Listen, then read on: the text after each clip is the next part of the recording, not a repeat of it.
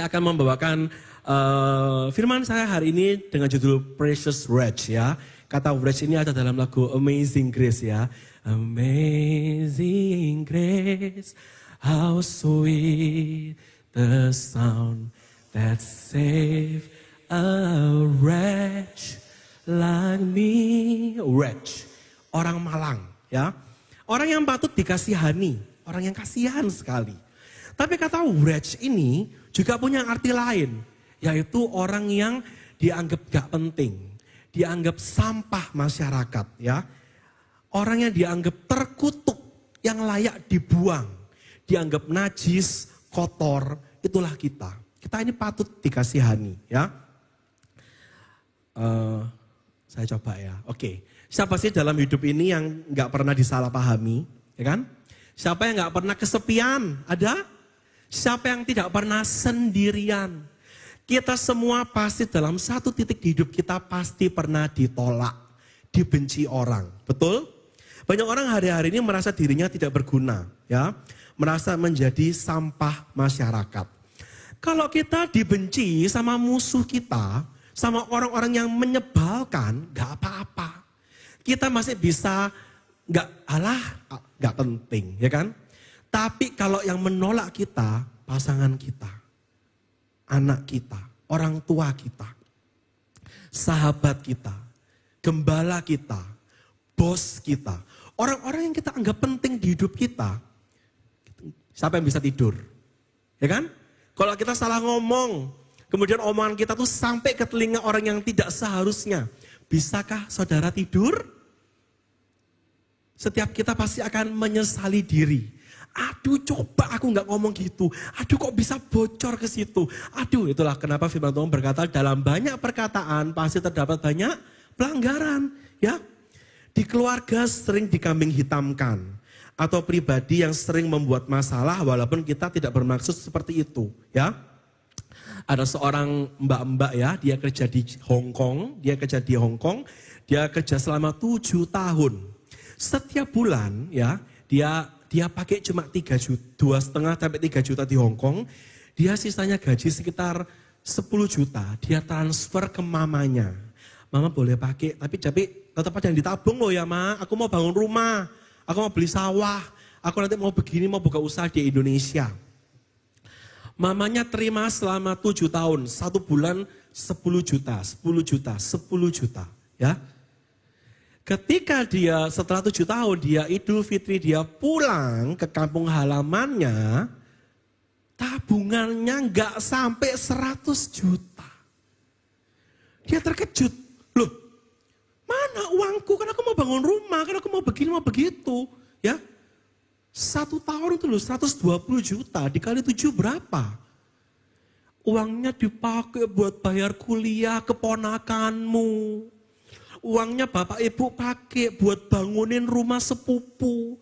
Uangnya bapak ibu pakai untuk uang pernikahan adik kandungmu. Loh, saya ini menabung buat masa depan kok. Dia marah, dia sampai kepahitan sama bapak dan ibunya. Dia sampai pergi ke rumah tantenya, dia nangis-nangis. Dia gak mau ketemu bapak ibunya. Sampai mamanya stroke. Mamanya, ayolah kembalilah nak, kamu kok tega sih sama ibumu. Mamanya stroke dan dia tetap gak mau ketemu. Dan tahu keluarga besar menyalahkan si mbak ini. Kok cik jati sama orang tua. Loh, repot ya dalam hidup ini ya. Siapa yang salah dalam kasus ini? Ya, kadang kita bisa punya toxic parents. Itu juga bisa terjadi. Tapi firman Tuhan berkata, sekalipun ayah dan ibu meninggalkan aku, namun Tuhan menyambut aku. Sebuah quote dari L.K. Hunsaker ya, seorang novelis. Kalau kamu merasa tidak diinginkan, tidak dihargai atau ditolak di suatu lingkungan, itu artinya kamu ada di tempat yang salah dan kamu sedang bersama orang-orang yang salah. Gak apa-apa kok kalau kita itu ditolak, lalu kita pindah di tempat yang lain dan kita itu lebih thriving there. Lebih bisa bertumbuh dan berbuah-buah. Nah, kita juga harus tahu siapa nih orang yang salah di lingkunganku. Orang yang harus aku batasi relasinya. Ya. Nah, Hari ini kita belajar ya. Kenapa kok penting belajar tentang precious bread? Karena supaya kita belajar bahwa Tuhan mengasihi aku. Itu intinya. Kalau kita mau bertumbuh, fondasi awal kita mau growing up ya, kita harus bisa sadar dulu Tuhan mengasihi aku, supaya aku bisa balik mengasihi Tuhan dengan segenap hati, jiwa, pikiran, kekuatan seluruhnya. Jika aku bisa mengasihi Tuhan sebegitunya, aku bisa mengasihi diriku sendiri, bisa puas dengan diriku sendiri, baru aku bisa mengasihi orang lain. Karena kalau kita belum bisa cinta diri sendiri, belum sadar kita dikasihi, semua kasih kita ke organisasi atau orang lain pasti harus timbal balik. Gak bisa tulus, ya. Hari ini kita akan belajar dari 6 perempuan di Alkitab ya. Perempuan yang wretch, layak dibuang, dianggap tidak berharga, patut dikasihani, tapi justru dipakai Tuhan dengan luar biasa ya. Seharusnya cukup. Saya akan sampaikan dengan cepat. Yang pertama adalah Ruth ya. Yuk kita mau baca sama-sama sub poin dari Ruth ini yang dibuang ya. 1, 2, 3. Dibuang atau ditolak karena adat atau budaya, hukum, tradisi nenek moyang atau aturan turun-temurun. Ya. Di zaman para hakim memerintah, ini dari Rut 1 ayat 1 sampai 5 ya, ada kelaparan di Israel. Pergilah seorang dari Bethlehem Yehuda, ya, seorang laki-laki dan menetap ke Moab untuk menetap di sana. Nama orang itu Elimelek, istrinya Naomi, anaknya Mahlon dan Kilion. Semuanya orang-orang Efrata dari Bethlehem Yehuda, dari tanah perjanjian, ya. Kadang-kadang ketika kita sudah di tanah perjanjian, kita sudah hidup dalam naungan Tuhan, bisa loh Tuhan izinkan terjadi kekeringan. Apapun yang terjadi, kita percaya Tuhan berdaulat, bukan? Bisa loh orang baik ngalami kecelakaan pesawat, satu keluarga meninggal. Bisa loh kita sudah suci, sudah kudus, kecelakaan di jalan, bisa. Itu pun ada dalam kedaulatan Tuhan. Dan bukan karena Tuhan jahat. Karena kita terbatas, kita cuma bisa fokus melihat diri kita dan masa depan kita. Tuhan melihat a greater picture, ya. Dan setelah sampai ke daerah Moab, diamlah mereka di sana. Nah, kemudian Elimelek meninggal, suami Naomi. Hingga perempuan itu tinggal dengan 2 anaknya, Mahlon dan Kilion, menikah dengan perempuan Moab bernama Orpa dan Ruth. Dan mereka diam di situ kira-kira 10 tahun. Lalu matilah Mahlon dan Kilion, sehingga Naomi kehilangan kedua anak dan suaminya. Naomi cuma tinggal dengan Orpa dan Ruth. Ya, kita nggak bahas detail kelanjutannya. Semua orang tahu Ruth itu baik. Orpa yang lebih rasional memilih kembali ke keluarganya, cari suami baru. Itu pun juga tidak jahat ya. Itu pilihan. Nah, yang perlu kita ketahui adalah apa pendapat bangsa Israel tentang Moab, tentang Ruth. Ya. Dalam Ulangan 23 ayat 3 sampai 6 dikatakan, seorang Amon atau Moab, Ruth ya, jangan masuk jemaah Tuhan, bahkan keturunannya yang ke-10 pun tidak boleh masuk jemaah Tuhan sampai selama-lamanya. Ya. 10 generasi. Karena mereka tidak menyongsong kamu dengan roti dan air, tidak menyambut kamu waktu kamu keluar dari Mesir, mereka tidak sudi menolong kamu. Dan karena mereka mengupah Bileam bin Beor dari Petor di arah Mesopotamia untuk mengutuki kamu Israel, tetapi Tuhan Allahmu tidak mau mendengar kutukan Bileam. Dan Tuhan mengubah kutuk Bileam menjadi berkat bagimu, karena Tuhan mengasihi engkau Israel. Karena itu Israel, ya, seluruh rakyat Israel, selama kamu hidup, janganlah engkau ikhtiarkan kesejahteraan dan kebahagiaan Amon Moab sampai selama-lamanya. Selama kamu hidup, jangan sekali-kali doakan mereka beruntung, diberkati, disertai, damai sejahtera. Jangan. Sebegitunya loh mereka benci dengan Moab, dengan Amon dan Moab, ya. Kadang ada hal-hal di hidup kita yang kita nggak bisa pilih, ya. Kalau Ruth dia nggak bisa kan pilih dia itu orang Moab. Kadang kita nggak bisa pilih papa dan mama kita seperti apa. Latar belakang finansial kita seperti apa. Kita nggak bisa pilih warna kulit kita seperti apa. Bentuk wajah kita seperti apa. Tapi hal-hal yang kita nggak bisa pilih ini membuat kita dibenci. Membuat kita ditolak. Membuat orang bahkan nggak sudi berteman dengan kita. Kadang-kadang ada hal-hal yang bisa kita rubah, saudara-saudara ya. Tetapi sulit sekali karena berbagai alasan. Contoh, bentuk wajah. Bisa nggak bentuk wajah dirubah? Bisa ya, operasi plastik. Bahkan nggak usah operasi, make up cukup bisa membuat orang lebih jauh berubah dari sebelumnya. Ya. Keuangan, bisa nggak orang miskin berubah jadi kaya? Bisa, tapi ya sulit ya. Harus ada luck, kesempatan, banyak faktor, banyak indikator. Yang perkenanan Tuhan. Kalau Tuhan mau, karena kadang orang baik ketika dikasih kaya jadi jahat. Tuhan tahu loh, orang ini tuh sebenarnya mau tak berkati, tapi hatinya belum siap. Once dia kaya, dia bakal sombong. Jadi Tuhan gak kasih. Nah, Tuhan lebih tahu kita daripada kita tahu diri kita. Bentuk badan, bisa dirubah? Bisa. Tapi sulit, karena berbagai alasan. Males, capek, mager, memang ada masalah kesehatan, ya kan? Memang ada, aku tuh kalau telat makan dikit aja, langsung maku kambuh. Ada, ya. Ada banyak alasan orang gak bisa diet. Itu memang lumrah dan banyak yang seperti itu. Bau badan, bisa diubah? Bisa ya, pakai sabun ini, pakai produk inilah, pakai apa, bisa. Tapi kadang orang yang bau mulut dan bau badan juga gak sadar dirinya bau. Sampai ada orang yang memberitahu, dan diberitahu pun belum tentu dia legowo. Ya, yang ada malah tersinggung, malah jengkel sama orang yang ngasih tahu. Bisa.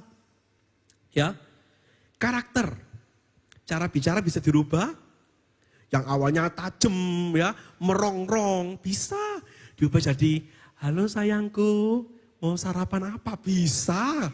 Kita semua bisa acting, betul? And sometimes we have to fake it till you make it. Karena apa? Kalau kita hidup apa adanya, sesuai mood kita, kita akan jadi batu sandungan banyak orang. Seringkali saya nggak mood sama istri, sama anak, tapi demi kedamaian rumah tangga, ya saya main kuda-kudaan sama anak saya. Ya saya ajak istri saya keluar makan, ya itu acting. Tapi saya melakukannya dengan sukacita. Karena Roh Kudus yang bekerja di dalam saya. Ya, cara bicara, karakter, itu semua bisa dirubah. Tapi banyak orang nggak mau merubah karena berbagai alasan. Ya, tapi satu hal, kalaupun kita hari ini ditolak karena hal yang tidak bisa dan bisa kita rubah, tapi sulit. Tuhan memandang kita karena siapa kita, bukan karena hal-hal sekunder, tersier, kuarter, ya bukan. Apapun latar belakangmu, kitalah yang berharga, kamulah yang precious di mata Tuhan. Hanya kamu mau enggak dipakai sama Tuhan? Ya, kita semua terbatas, kita semua punya cacat di masa lalu. Tapi kasih Tuhan itu menerima. Waktu saya pertama kali pacaran ya dengan istri saya itu tanya jujur, ketika mau menikah tuh saya tanya, kamu tuh sudah pernah ngapain saja sama mantan-mantanmu? Saya mau tahu, supaya itu tidak menjadi misteri dan yang melukai saya di masa depan. Tapi ketika saya bertanya itu, saya sudah memiliki kasih Kristus dengan prinsip, aku cinta dia, apapun jawabannya, aku akan tetap menikahi dia. Dan dia cerita apa yang dia ceritakan dan saya tahu oke, saya tetap positif mau bersama dengan kamu. Itu seperti kasih Kristus, ya. Nah, sekarang apa yang akan terjadi kalau istri saya sekarang tiba-tiba selingkuh? Misal, contoh. Nah, keputusan kita tergantung keintiman kita dengan Kristus. Amin. Ya, saya tidak akan menghakimi, setiap orang memiliki kebenarannya sendiri-sendiri ya. Jalan setiap orang lurus menurut pandangannya sendiri. Tetapi Tuhan yang menguji hati. Perempuan yang kedua adalah Rahab. Yuk kita mau baca sama-sama yuk. Dianggap. 1, 2, 3. Dianggap tak layak karena terdesak tuntutan hidup. Milih cara yang salah untuk mencari uang. Ya. Saya bacakan ceritanya dengan cepat ya. Yosua melepas 2 pengintai dan ke Yeriko. Pergilah, amatilah Yeriko dan isinya. Maka pergilah 2 pengintai ini dan sampai ke rumah perempuan sundal bernama Rahab. Kata sundal untuk Rahab itu diulang. Tiap kali ngomong Rahab, perempuan sundal itu, pelacur itu selalu diulang-ulang. Begitu penting statusnya yang najis ini. Ya. Lalu diberitahulah ke Raja Yeriko, tadi malam ada orang datang ke sini loh dari Israel. Mau menyelidiki negeri ini. Maka Raja Yeriko mengutus orang ke rumah Rahab dan bilang, keluarkan orang-orang yang datang kepadamu, yang masuk ke rumahmu, karena mereka datang untuk menyelidiki seluruh negeri ini. Tapi Rahab menyembunyikan 2 orang itu.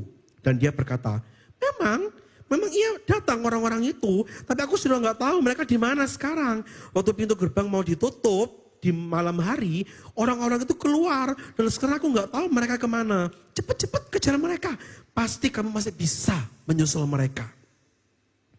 Padahal Rahab telah menyuruh 2 orang itu pergi ke atap rumah dan ditutupi jerami yang ditebarkan di atas atap sotoh. Maka pergilah orang-orang itu mengejar ke arah sungai Yordan, ke tempat-tempat penyeberangan, dan ditutuplah pintu gerbang segera sesudah pengejar-pengejar itu keluar. Di malam hari ketika 2 orang itu mau tidur, Rahab mendapati mereka dan bilang, aku tahu Tuhan akan memberikan negeri Yeriko ini kepada kamu. Dan kengerian terhadap Israel telah menghinggapi kami. Seluruh penduduk Yeriko gemetar menghadapi kamu. Sebab kami dengar Tuhanmu mengeringkan air laut Tebrau di depanmu waktu kamu berjalan keluar dari Mesir. Dan apa yang kamu lakukan pada kedua raja orang Amori yang di seberang sungai Yordan, kepada Sihon dan Og yang telah kamu tumpas. Waktu kami rakyat Yeriko dengar itu, anyep hati kami tawar. Dan jatuhlah semangat tiap orang yang menghadapi Israel. Sebab Tuhan Allahmu ialah Allah di langit di atas dan di bumi di bawah. Maka sekarang bersumpahlah demi Tuhan. Karena aku sudah ramah kepadamu, kamu juga akan ramah ya sama kaum keluargaku. Kasih aku tanda yang bisa dipercaya. Bahwa kamu akan biarkan papa dan mamaku, saudara-saudaraku laki-laki perempuan. Dan semua orang-orang mereka akan kamu biarkan hidup. Jawab 2 pengintai itu. Nyawa kamilah jaminanmu, asal jangan kau beritahukan soal kami. Bila Tuhan nanti memberikan negeri ini kepada kami akan berterima kasih dan setia kepadamu. Maka Rahab menurunkan dengan tali lewat jendela. Berkatalah Rahab pada mereka, pergi ke pegunungan, jangan ke sungai Yordan ya, supaya pengejar-pengejar itu jangan menemukanmu. Sembunyi di situ 3 hari, sampai mereka pulang, baru kamu lanjutkan perjalananmu. 2 orang itu bilang, bila nanti kami memasuki Yeriko, kamu harus mengikat tali merah, tali marun. Kau ikat di jendela tempatmu menurunkan kami. Dan papa mamamu, semua orang yang ada di rumahmu, kami akan keluarkan. Ya, tapi kalau mereka keluar dari rumahmu ini, ya, kalau mereka keluar dari pintu rumahmu, mereka harus menanggung akibatnya kalau darahnya tertumpah. Kami nggak salah, tapi siapapun yang ada di rumahmu, jika ada yang melukainya, kami yang tanggung akibat pertumpahan darahnya. Tapi jika kamu mengabarkan soal ini, bebaslah kami dari sumpah padamu itu yang telah kau suruh kami ikrarkan. Seperti yang kau ucapkan, kata Rahab, itulah yang akan terjadi. Lalu dilepasnya 2 orang itu pergi dan dia mengikat tali marun, kirmizi, merah di jendelanya. Tali merah ini sama ya dengan darah anak domba yang Musa catkan di ambang pintu ya. Siapa yang di dalam rumah dengan darah itu hidup. Siapa yang ada di rumah yang ada tali merah itu hidup. Yang keluar Tuhan tidak tanggung jawab. Tuhan sudah bilang, kalau kamu mau selamat, kamu mau masuk surga, kamu harus stay di dalam kirmizi itu, darah Yesus itu. Ya. Lalu Pada dua orang pengintai itu Yosua berkata, yuk masuk ke rumah perempuan itu. Ya, intinya long story short, seluruh Yeriko dihanguskan, tetapi Rahab perempuan sundal itu dan keluarganya serta semua yang bersama-sama dengan dia dibiarkan hidup. Maka diamlah perempuan itu di tengah-tengah Israel sampai sekarang, karena ia telah menyembunyikan orang suruhan yang disuruh Yosua mengintai Yeriko. Apakah Rahab setelah stay di Israel, dia tetap melacur? Dalam iman saya tidak ya. Dia dulu adalah orang sundal, Yeriko dihancurkan, dia diterima. Saya yakin Rahab ini berubah. Ya. Dalam Yakobus 2 ayat 25-26 dikatakan, mari kita baca sama-sama ayat ini, 1, 2, 3. Demikianlah Rahab pelacur itu dibenarkan karena perbuatan-perbuatannya ketika ia menyembunyikan orang-orang yang disuruh itu di dalam rumahnya. Lalu menolong mereka lolos melalui jalan yang lain.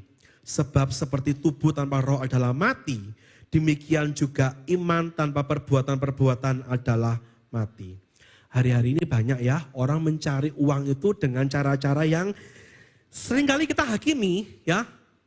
Contoh, kerja di bidang vape, ya, jual rokok, alkohol, tato, dunia malam atau entertainment, ya. Orang Kristen nih, percaya Tuhan Yesus, tapi buka diskotik, buka bar, ya. DJ, bahkan yang usaha di bidang biro jodoh pun ada loh yang menghakimi. Kerja memak comblangkan orang itu loh. Ada loh orang Kristen yang menghakimi, kurang iman katanya, ya. Bisa dihakimi oleh beberapa orang yang percaya sama Tuhan Yesus. Tapi Tuhan melihat kita bukan dari masa lalu dan mata pencaharian kita. Ya, siapa kita dulu? Sekarang loh, kita kerja halal pun pasti ada kesempatan untuk nyogok, betul? Kita kerja bener loh, juga ada loh kesempatan untuk nyuap orang, betul enggak? Orang kerja di pasar aja loh, jual ayam aja loh. Bisa enggak kita bohong ke orang? Oh, orang ini kelihatannya mahal, kaya. Ya udahlah, aku tambahin 5.000 deh harganya, bisa. Orang ini kayaknya kok nggak kaya ya, udahlah harganya yang batas bawah lah, bisa. Kita juga menilai orang dari pembeli. Ya, mau proyek, jualan, semua itu bisa dipakai untuk ajang penipuan. Ya, tapi firman Tuhan dari Rahab ini kita belajar apa? Yang terpenting adalah akhir hidup kita atau ujung hidup kita.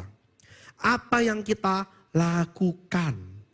Apa kita berbelas kasih, berkorban untuk orang lain, mengasihi orang lain atas dasar iman? Ya, tentu kita harus bertobat. Ya, tentu kalau misalnya ada kenalan kita yang mengerjakan hal-hal yang bagi kita tuh nggak benar loh. Tentu kita mau mereka bertobat. Tetapi perspektif kita sangat terbatas. Orang yang hari ini kita hakimi karena pekerjaannya nggak benar di mata Tuhan, itu bisa dirubah dengan dahsyat seperti Rahab karena di akhir hidupnya berbuat benar, bertobat, berbalik, meninggalkan gaya hidupnya yang lama. Ya, itulah Rahab. Ya, dihakimi karena pekerjaan.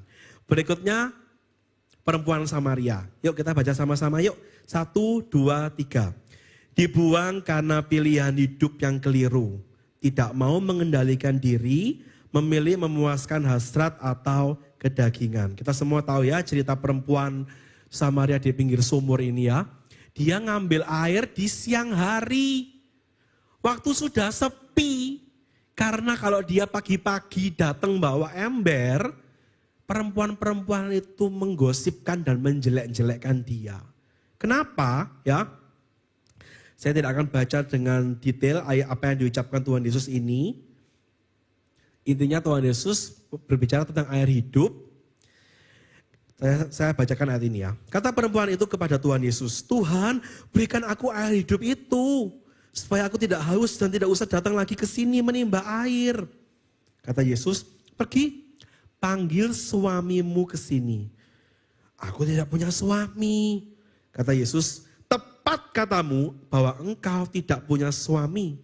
Sebab engkau sudah punya 5 suami dan yang ada sekarang padamu bukan suamimu.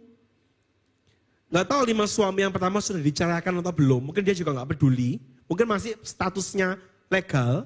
Dan sekarang masih kumpul kebo dengan pria ke-6. Dalam hal ini engkau berkata benar. Kata perempuan itu, Tuhan nyata sekarang kepadaku bahwa engkau seorang nabi. Dia langsung pergi, ya. Dia pergi ke kota, dia yang gak berani pagi-pagi ngambil sumur karena malu, karena takut digosipkan. Sekarang lari ke kota dan membuka aibnya tanpa malu-malu. Dia menjadi percaya dan dia bilang, ia mengatakan kepadaku segala sesuatu yang telah aku perbuat. Kalian gosipin aku kan, aku gak peduli. Dia sudah terang-terangan mengucapkan apa kelakuanku. Ketika orang-orang Samaria itu sampai kepada Yesus, mereka minta pada Yesus untuk tinggal, ya. Dan akhirnya mereka berkata, kami percaya sama Yesus bukan lagi karena apa yang kamu katakan.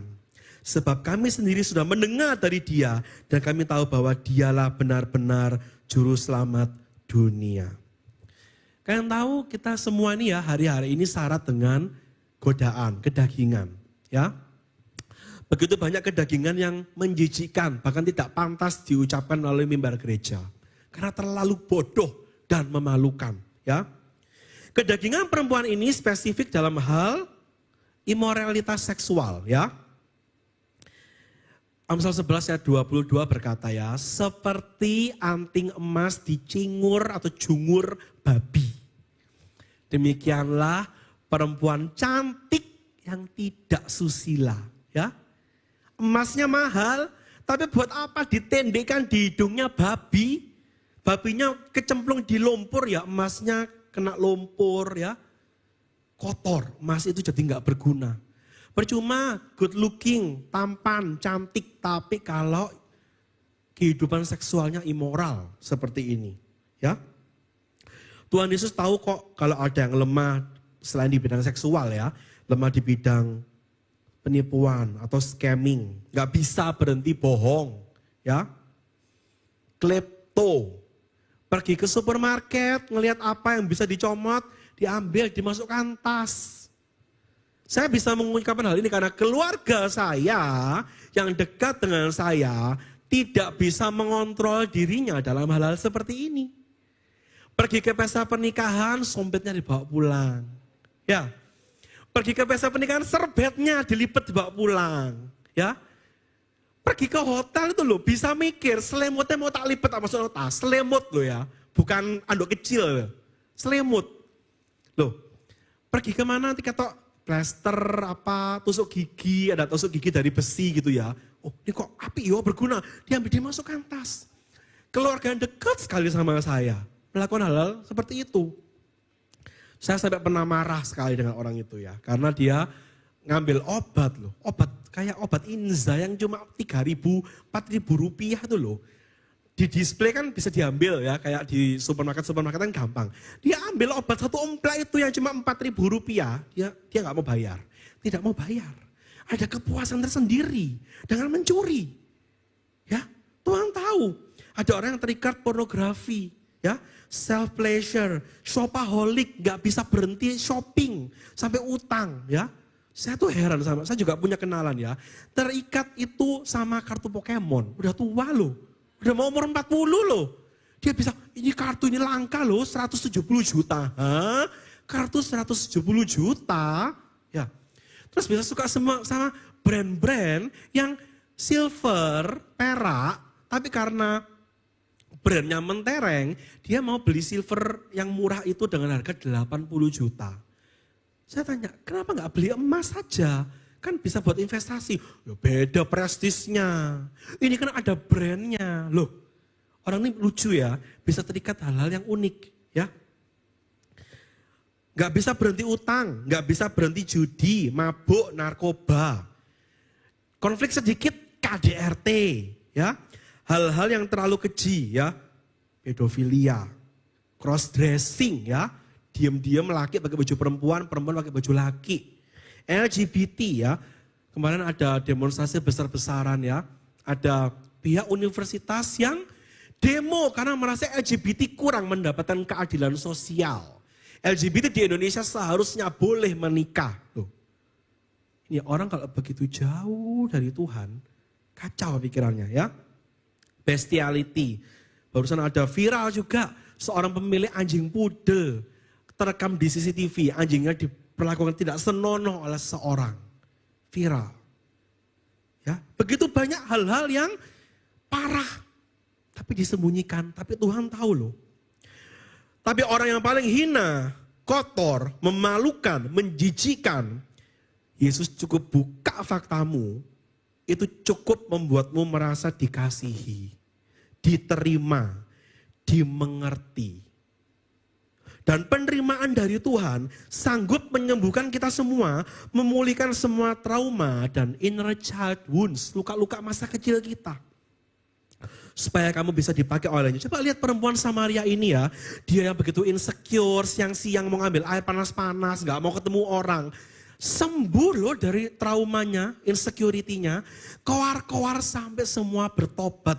Yang begitunya dia rasa begitu malu, dia sekarang begitu bangga. Karena apa? Aku sudah dipulihkan dari dosaku yang lama. Ya, penerimaan itu penting. Itulah kenapa ya? Beban orang tua menerima kondisi anak-anak mudanya yang hari ini dianggap nggak ideal. Sulit. Tapi itu penerimaan itu penting ya. Keempat, pezina yang mau dirajam batu ya. Saya bacakan, dibuang karena boroknya ketahuan, tertangkap basah dan reputasi hancur di muka umum ya. Musa dalam hukum Taurat memerintahkan kita harus melempari perempuan-perempuan yang berzina ini dengan batu. Apa pendapatmu Yesus tentang hal itu? Mereka mengatakan itu untuk mengetes, mencoba Yesus. Kayak Yesus mau jawab A salah, mau jawab B ya salah. Gak mungkin lolos. Ya, tapi Tuhan Yesus bisa lolos. Dia berkata, barang siapa di antara kamu tidak berdosa, hendaklah silahkan dia yang pertama melempar batu kepada perempuan itu. Lalu ia membungkuk dan menulis di tanah ya. Banyak ahli teolog percaya dia sedang memperbaharui kalimat dari Taurat tersebut. Ya. Setelah mereka mendengar perkataan itu, pergilah mereka dimulai dari yang paling tua. Semakin kita berumur, semakin banyak loh dosa kita. Dosa orang 50 tahun pasti lebih numpuk daripada dosa orang 15 tahun. Ya. Jadi Yesus berkata, tidak adakah yang menghukum engkau? Tidak ada Tuhan. Kata Yesus, aku pun tidak menghukum engkau. Pergi dan jangan berbuat dosa lagi mulai hari ini. Ya. Hari-hari ini tuh reputasi dianggap lebih mahal daripada harga diri. Tapi betul enggak? Bahwa reputasi lebih harga daripada harga diri. Kita lihat ya, ini enggak kelihatan di gambar ini. Seharusnya pria ini memakai baju warna marun. Tapi bayangannya di cermin memakai baju warna navy. Dia melihat dirinya ini, aku ini pakai navy. Tapi seluruh orang melihat aku pakai marun. Ya. Jadi aku harus tutupi, aku harus menjadi marun. Supaya sesuai dengan ekspektasi orang-orang. Kalau kita hidup dalam kepalsuan, kita hidup demi penilaian orang buat kita, apa yang akan terjadi? Kita akan lenyap, ya. Detik kita bercermin lagi, kita tuh sudah hilang. Aku nggak tahu diriku ini siapa. Ini loh yang membuat banyak anak muda pingin mati, pingin bunuh diri, karena capek hidup yang bukan jati diri hidupmu yang sebenarnya. Acting terpaksa setiap hari, itu capek. Kerjanya terpaksa, menyenangkan orang terpaksa, pelayanannya terpaksa, itu capek loh. Orang kalau seperti itu pasti ingin mati. Karena tidak hidup yang benar-benar hidup. Ya, karena itu miliki integritas. Harga diri kita harus se-value dengan reputasi kita. Jangan hancurkan harga diri demi reputasi. Oh enggak apa-apa. Tidur sembarangan, jual badan, uangnya banyak. Banyak anik-anik di luar sana. Yang penting enggak ketahuan. Jangan. Harus sama. Ya, dan kalaupun kita menangkap basah, seperti perempuan ini ditangkap basah, kita nggak boleh jadi hakim atau pendakwa. Karena aku juga banyak dosa yang masih tersembunyi kok. Everybody have their own dirty laundry. Ya, oh rumahnya cantik ya, bersih ya, dibuka lemarinya brol, banyak. Ya ternyata hoarder ya, penimbun barang. Tapi disimpan di laci-laci, di lemari-lemari, nggak kelihatan. Ya, jadi jangan pernah kita memberi stigma atau label kepada orang ya. Berikutnya Maria Magdalena. Maria Magdalena sebelum setia mengikut Yesus dipandang tidak berharga karena terikat 7 setan. Ya. Lukas 8 ayat 1-2. Yesus berjalan keliling dari kota ke kota dan dari desa ke desa memberitakan Injil Kerajaan Allah. Ya. Beberapa perempuan yang telah disembuhkan dari roh-roh jahat atau berbagai penyakit. Salah satunya Maria Magdalena yang telah dibebaskan dari 7 roh jahat. Kita jangan pikir kalau orang dirasuki atau diikat roh jahat itu sesuatu yang mistis ya. Sesuatu yang horor. Oh rumah jadi horor. Enggak. Waktu saya terbatas ya. Tapi dengan cepat aja saya share ya. Orang yang diikat setan itu selalu cari ribut. Enggak ada masalah, jadi ada masalah.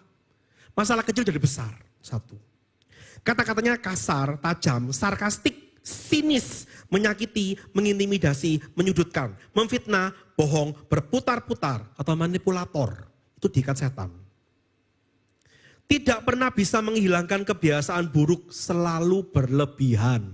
Ya, berlebihan membicarakan orang, berlebihan overthinking, overfeeling. Perasaan ini sekarang jadi Tuhan loh. Perasaan. Berlebihan. Bahkan hal-hal seperti udah bersih belum ya? Cuci lagi. Udah bersih belum ya? Cuci lagi ya. Orang-orang bilangnya OCD ya. Itu pun keterikatan loh. Berlebihan. Yohanes 10 ayat 10 berkata bahwa iblis datang untuk mencuri, membunuh, dan membinasakan. Mencuri artinya apa? Mencuri damai sejahteramu. Panic attack, anxiety disorder. Ya. Mencuri hartamu, uangmu. Mau uang berapapun pasti habis. Ya. Mencuri imanmu. Seperti benih yang digencet sama tanaman berduri. Gak percayalah wes aku sama Tuhan-Tuhanan, bolong-bolonglah ke gereja. Ya. Membunuh. Barang siapa membenci sesamanya manusia adalah seorang pembunuh manusia. Benci orang, sensitif, mudah, tersinggung. Itu pun keterikatan setan loh. Ya, super peka, moody, baper, mood swing. Ada loh orang bangun pagi sudah senang berdoa, bikin teh atau kopi, kopinya tumpah, cerot, tumpah. Kesel aku, gak mau kerja. Loh, cuma gara-gara kopi tumpah, 1 hari hancur. Mood swing, ya baper, kopi tumpah kok perasaannya yang kena, ya. Itu membunuh, membinasakan, menghancurkan hubungan rumah tangga, pertemanan, keuangan, dan membinasakan masa depan. Dan terakhir, tertarik dengan kegelapan. Ya, suka yang sadis, yang seram, darah-darah, kematian, ilmu hitam, dan lain sebagainya. Waktu saya sudah habis ya. Saya ada satu perempuan, tapi saya skip saja. Gomer, ya. Gomer. Sangat menarik ya membahas Gomer. Kita langsung lihat kesimpulan kita hari ini ya. Jadi apa yang bisa kita pelajari hari ini? Setiap kita tuh orang-orang yang malang. Kasihan. Bisa jadi sampah di mata orang lain. Rut, karena hal yang tidak bisa kamu ubah. Rahab, karena pilihan karirmu di masa lalu dan mungkin di masa kini. 3. Perempuan Samaria, kamu dianggap sampah karena kamu gak punya penguasaan diri. Gak punya pengendalian diri. Perempuan pezina, karena borokmu ketahuan di muka umum. Ya, tertangkap basah. Maria Magdalena, 7 setan, dan Gomer ya. Karena tidak setia dan pilihan hidup yang hanya untuk diri sendiri. Jadi apa? Hari ini ya, Bapak Ibu Saudara. Kalau kita sadar, aku sangat dikasihi Tuhan. Sungguh-sungguh dalam hidupmu. Saya boleh minta tim musik boleh maju ke depan ya. Saya minta dikunci C. Yuk kita kembali sama Tuhan yuk. Baca Alkitab sungguh-sungguh. Memuji, menyembah Tuhan. Berpuasa, berdoa. Kita iring Yesus setia sampai meninggal. Sampai akhir. Dimanapun berada, di marketplace, di rumah, di gereja, kita terus melayani Tuhan. Saya melihat semua pengorbanan saya buat istri dan anak adalah ministry saya. Ya, Tuhan gak mungkin kok menunda-nunda untuk mengangkat kita. Yang mungkin selamanya merasa aku ini loh gak penting. Aku ini loh sampah. Tuhan akan angkat kita. Kita mau sama-sama baca ayat ini ya. Ayub 23 ayat 10, 1, 2, 3. Tuhan tahu jalan hidupku. Seandainya ia menguji aku akan timbul seperti emas. Sampah kita, kejijikan, kekurangan kita, ketidaksempurnaan kita adalah ujian Tuhan buat setiap kita. Supaya kita menjadi emas. Ada yang menjadi sampah karena shopaholic, karena suka gosip, karena suka berbohong, karena suka mencuri. Apapun, itu adalah apimu. Supaya kamu bisa dipakai Tuhan. Bahkan yang cabul, LGBT, bisa dipakai Tuhan untuk memulihkan generasi muda ini loh yang semakin diseret oleh budaya tersebut. Sampahku adalah apiku untuk memurnikan aku. Kenapa? Yesaya 43 ayat 4, kita mau sama-sama baca. Oke, 1, 2, 3. Engkau sangat penting bagiku, sehingga aku menghormatimu. Aku mengasihimu dan menebusmu dari semua orang dan bangsa. Sehingga engkau dapat tinggal dalam pelukan Tuhan. Hari ini kita harus sadar aku sangat disayang ya. Walaupun aku rendah, Tuhan mau ya angkat aku. Tuhan mau angkat kita dan pakai kita. Karena itu jangan pernah kecewa kepada Tuhan.